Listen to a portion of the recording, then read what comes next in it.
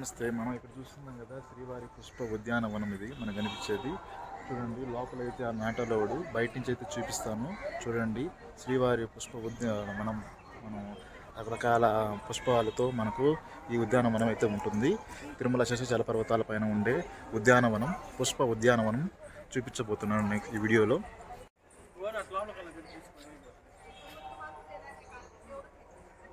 తిరుమల శేషాచల పర్వతాల పైన ఉండే పుష్ప ఉద్యానవనం అండి ఇది.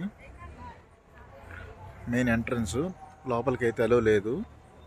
ఇదే ఉద్యానవనము. ఎంత అద్భుతంగా ఉందో చూడొచ్చు.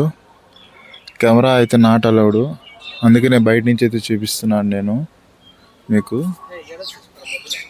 చూడండి, ఉద్యానవనంలో అయితే ఈ గన్నేరు చెట్లు, చాలా వరకు పుష్పాలు, రోజా పువ్వులు వంటివి చాలా ఉన్నాయి.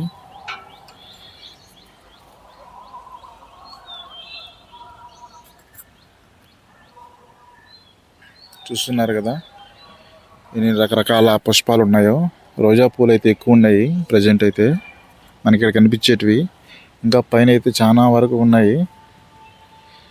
చూడండి, టెంకాయ చెట్లతో పాటు మొత్తం ఇక్కడ తిరుమల శేషాచల అడవుల్లో కొంచెం పాపనాశనం వెళ్ళే రూట్లో మనకి ఇది కనిపిస్తుంది ఉద్యానవనం అనేది.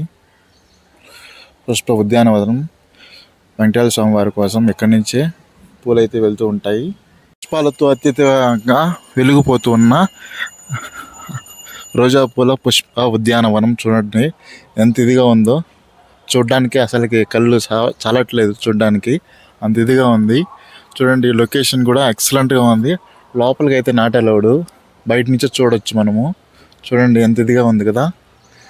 చూపిస్తాను జూమ్ చేసి, మరి కొంచెం ముందుగా బాగా కనిపించే విధంగా చూపిస్తాను. తిరుమల శ్రీవారికి అర్పించే పుష్ప ఉద్యానవనం ఇది.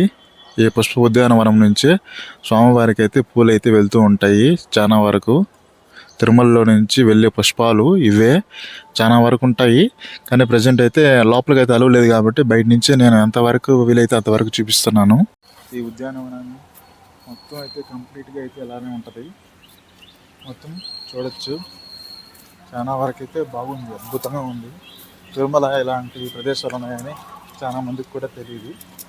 కానీ ఇక్కడికైతే ఆ లోపలికి వెళ్ళడానికి వెళ్ళలేదు కాబట్టి బయట నుంచి అయితే ఫ్రెండ్స్కి బయట నుంచే చూపిస్తున్నాను నేను మ్యాక్సిమం వరకు.